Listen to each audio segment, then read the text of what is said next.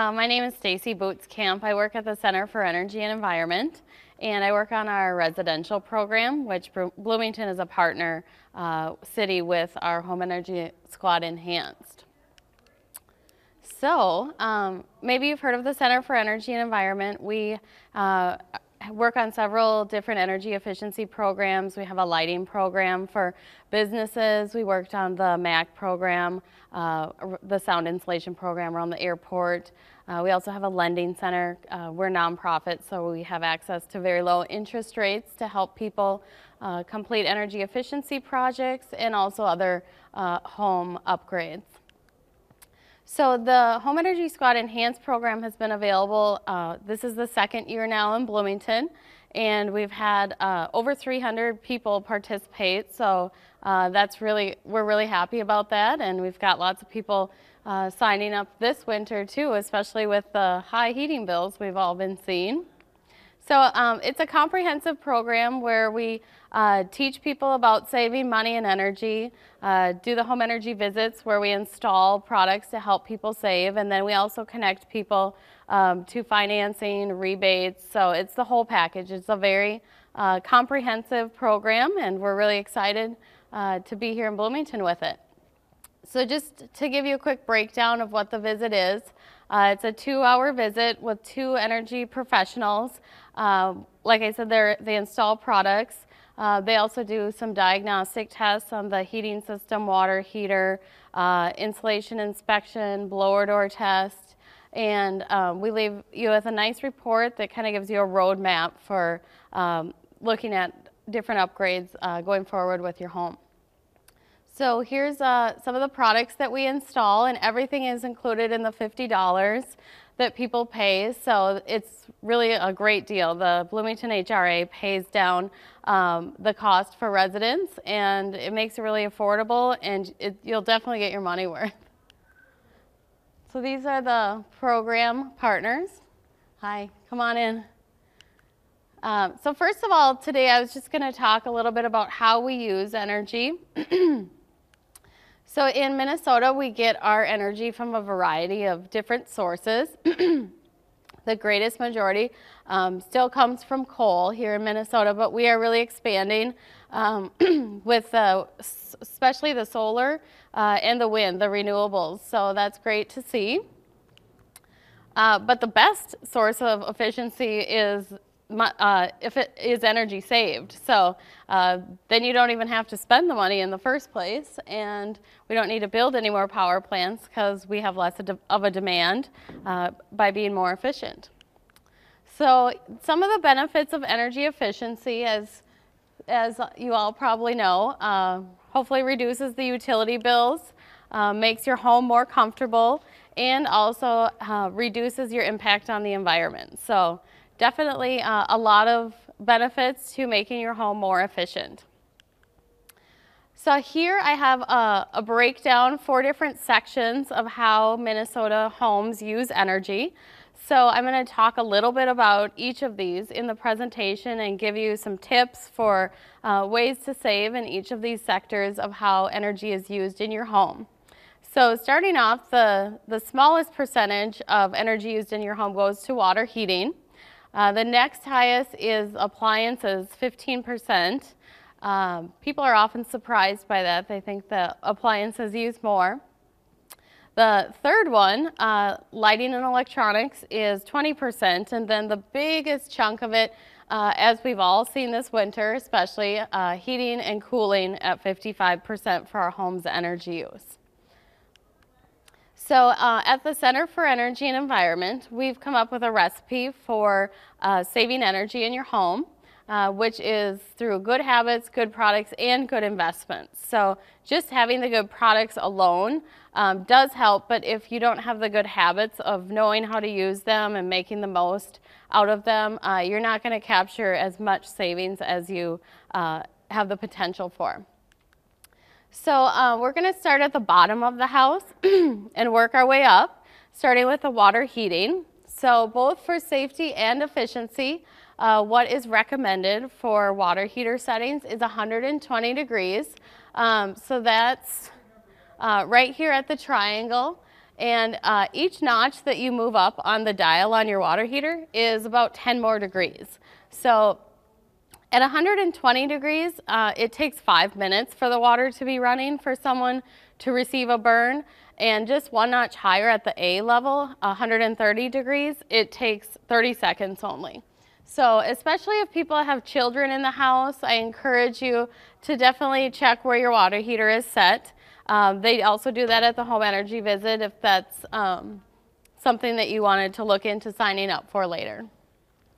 And also, we install water heater blankets. So the idea behind the blanket is that with a water heater, a lot of people have them sitting in a cold basement, and so then they're losing a lot of energy by having to constantly reheat it a little bit more than necessary if you have a water heater blanket on. So the water heater blanket is just another layer of insulation that helps keep the heat in and keep that storage temperature a little bit warmer than if it was not on there.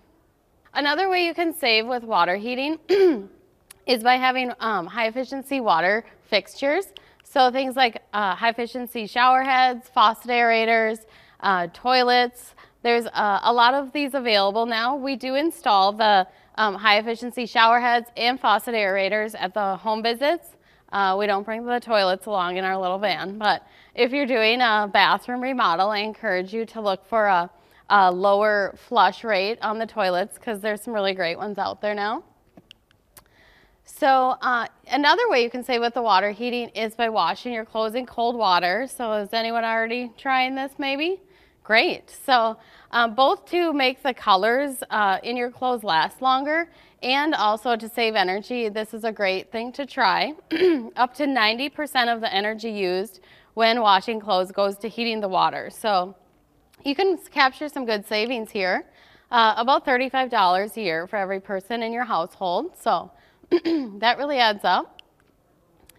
And then we're going to jump up to the appliances now. So does anyone have a refrigerator in their house that looks like this? I wish I did. I really like this color. It would go nicely with my kitchen. But this one is probably from the 1970s and uses at least $150 of electricity a year. Whereas a new one of the same size that's an Energy Star rated refrigerator would only use $40 of electricity a year. So this is a really great return on your investment. If you do have an older refrigerator, you will definitely save over $100 a year, and that puts money in your pocket quicker, and then you can go spend it on other things. So if you are looking at doing a kitchen remodel, I just encourage people to make sure to look that they're getting an Energy Star rated product so you know that it's been vetted by the Department of Energy, and also to look at the Yellow Energy Guide because that's a scale of how much energy is used comparing models of similar style and size. So just want to look for the less use energy. So that is a great way to save. As I said, you can save about $100 a year or more. Also, I like to mention to people on this slide that between March and October, Xcel Energy has a program where they will come and pick up your second refrigerator. So maybe it's one in your basement or your garage, but they will have a second refrigerator recycling program to encourage people to use less electricity. So what my mom did, she actually just had an old refrigerator and she just kind of downsized to one of those little dorm size fridges, and those only use about $30 of electricity a year versus, you know, $150 to $200. So that was a good savings. And best of all, they pick it up for you. Xcel Energy does with their program, so you don't have to try to haul that out of your basement. So you can just look at their website and enroll to have your refrigerator picked up if you want to participate in that program. Okay, so now we're moving up to the next level of the house. Has anyone ever walked into a room and saw something like this in your house? Some beady eyes staring at you? Could be your family room. So all of these little beady eyes that are looking at you here are signs that energy is being wasted. So anything that has any sort of lighting display or remote control, is constantly drawing power, even if it's not on and being used. So what we call that is a phantom load.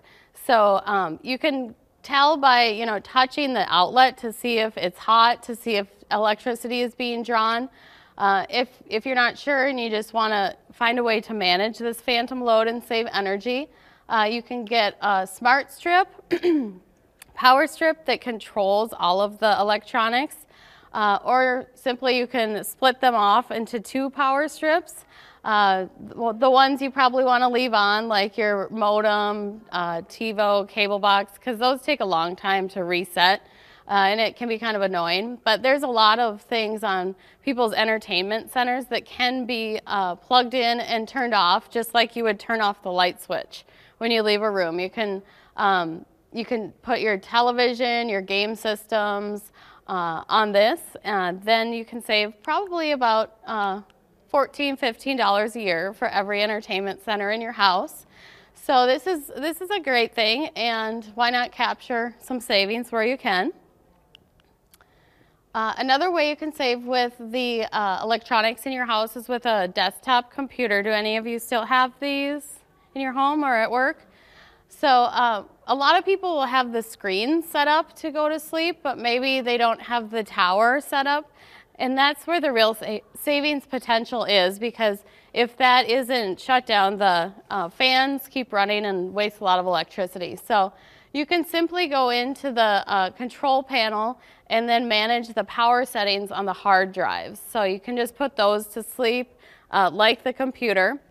And then when you move the mouse or touch the keypad, everything comes back up to power. Or you can just have it turned off. If you only use it once a day, just turn it off altogether. But there was a study done that found that only 25% of the time that people's computers were on was someone in front of them using that. So that's a big opportunity for savings when people are leaving their computers on, not putting them to sleep, and they're not using them. So if you do happen to have a really old desktop computer, I think one of my aunts might have one of these, you can often save over $100 a year just by doing this simple action. So it all adds up. Okay, so does anyone, it might be a little bit hard to see, recognize this these little baked goods up in the top corner? It's an easy bake oven. I wasn't lucky enough to have one when I was a kid, but some of my friends did. So all of these little miniature baked goods, does anyone know how they were baked? Oh yes, an incandescent light bulb. And so the reason that was able to bake the miniature baked goods is that 90% of 90% of energy that's used with an incandescent light bulb actually goes to producing heat rather than emitting light. So that's pretty inefficient because we buy them to light our homes, not to heat our homes. So there, fortunately, has been an evolution in light bulbs. This is a picture of the kind of light bulbs that we install in the Home Energy Squad program, and we also install other varieties as well. But maybe some of you have already started using the compact fluorescent light bulbs. They use 75% less energy than the incandescent light bulb. Every one that you install in a high-use area will save you about $5 a bulb per year. So there's $25 right there. That adds up. I like to remind people that the compact fluorescent light bulbs do need to be recycled. You can take them to any of these stores and they'll recycle them for free. You can also bring them to the county and they'll recycle them there. So the next step in the evolution of the light bulb has been the LED light bulb, and these actually use 80 to 85% less than the incandescent light bulb.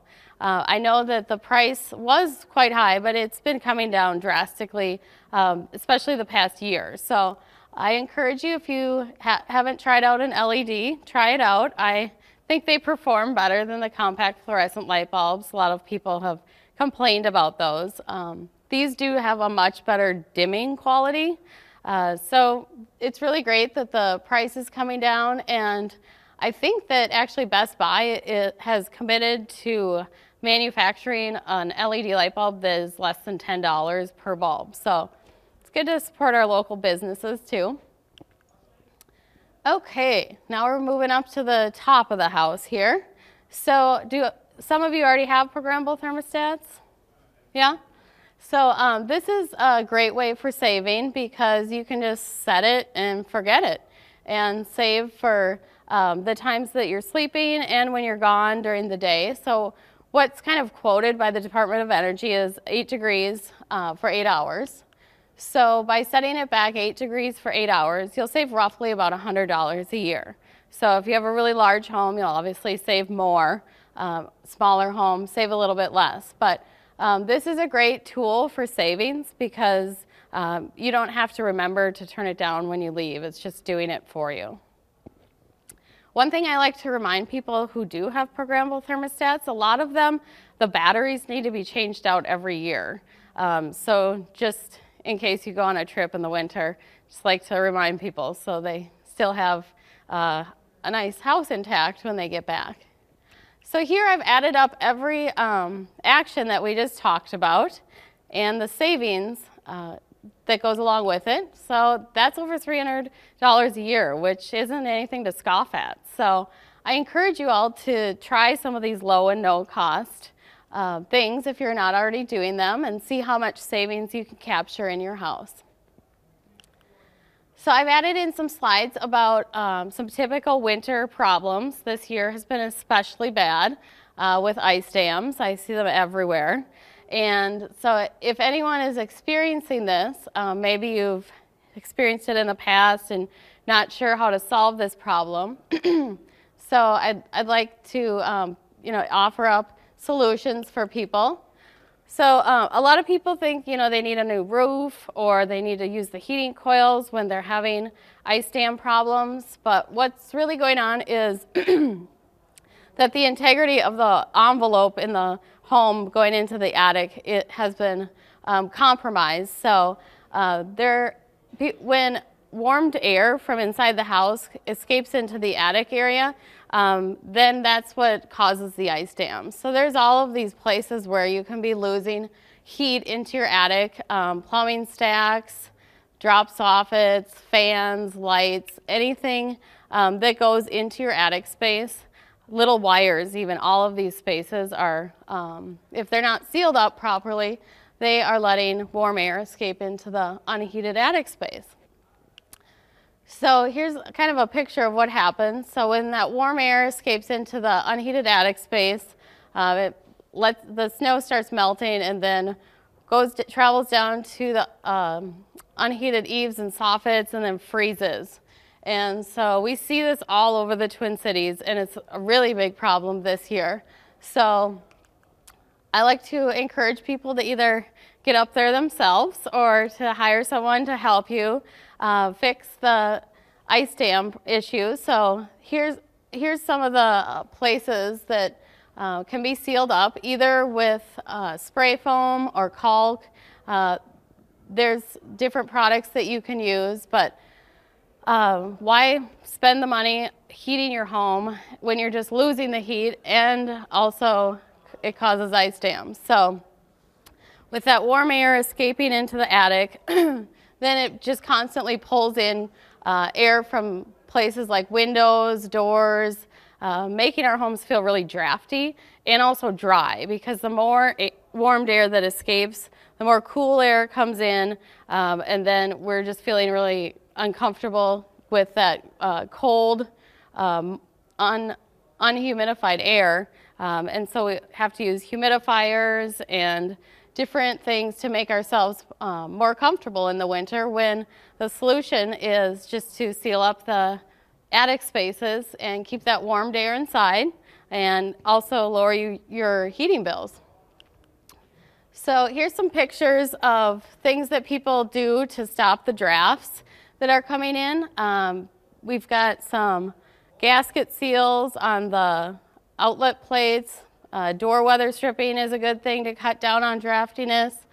Some people put plastic on their windows. These are all ways to stop the drafts, but ultimately you want to just seal up the top of the house so you're not losing that warm, heated air into the attic spaces. So another way that you can save is just by making sure that your damper is closed. A lot of homes that we go into, we find that the damper just won't close on the chimney, and then there's really a lot of heated air just unnecessarily going up the chimney, and then the furnace is having to work harder to always keep reheating that warmed air that's being lost. So just checking this is a great way to save. If you have a drafty fireplace, you could look into getting something like a chimney balloon that goes down into the chimney and stops some of the drafts. There's a few different solutions. So if this seems like a lot to deal with, you don't want to do it, people are busy, I know. That's why we created our program where we come out and do the weather stripping, install the high efficiency products, and also try to identify where the leakiness in the homes are, point that out to people, and then let them know, give them a roadmap for what needs to be done in the home for greater efficiency. So these are some of the folks who do the home visits. I actually go out and do them too when we're really busy. So we're all certified energy auditors. And here's some pictures of the installs that we do. Here's again a breakdown of what the visit is that's available to you. Here's this picture on the left is a blower door test being done, so that's what identifies the air leaks in the home and where the potential for the house to be sealed up better. Then we also do the testing of the mechanicals, the heating system, water heater, to make sure that if we do recommend insulation and air sealing, that by sealing up your house more, you're not going to have any problems with furnaces or water heaters backdrafting. We also give recommendations on ventilation, the air exchange that's necessary for the number of inhabitants in the home. And then we help people with next steps. Our reports list all of the rebates people qualify for. We have the low interest financing for energy improvements. Another part of this program that our partner cities really like is that we have this quality assurance program with insulation contractors. So a lot of times, you know, unfortunately in the past there have been insulation contractors that take advantage of people and they just, you know, go in and blow the insulation in an hour or two and then close it up and say they're done. But then people are still having problems with ice dams and high heating bills. And so what happened there is that they weren't sealing up all of those penetrations into the attic spaces, and people were getting taken advantage of. So that's why we created this quality assurance program. We have insulation contractors go through the Building Performance Institute certification. They have to pass the test, and they sign an agreement to work up to these higher standards. And we actually have building analysts who go out and randomly inspect 10% of the jobs that they do. I think there's one of the contractors who's insulation contractors, Hool, I saw him here. They've gone through the program. So it's really brings a lot of peace of mind to homeowners, because when you install a new window, you can see that you have a new window and if it was installed properly or not. But most people don't jump up into their attic and dig through the insulation to make sure it was done correctly. So that's why we created this program. And we're always available for follow-up afterwards if people have questions. Our program has been very well received. We've served over 8,000 homes in the Twin Cities. In Minneapolis, we've done 7% of the homes there, and participants, 99% of people said they would recommend it to a friend, so we feel pretty happy about that. So here's how the program works. You've heard about the program. You can sign up for a visit if you would like to do that. Our booth is number 18 down there, or you can simply just take one of these flyers if you want to think about it. participate in the home visit. You have to be there so you can learn about the different energy saving opportunities in your house and also make decisions about what things you would like installed. All of the products are included in the $50 though. And then we're there for questions to help you through the whole process and hopefully make you more comfortable in your home and start saving energy.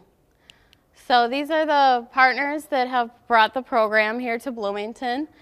We do have other partner cities too, but since I'm in Bloomington, I'm talking about this program. So do any of you have questions that I can answer today?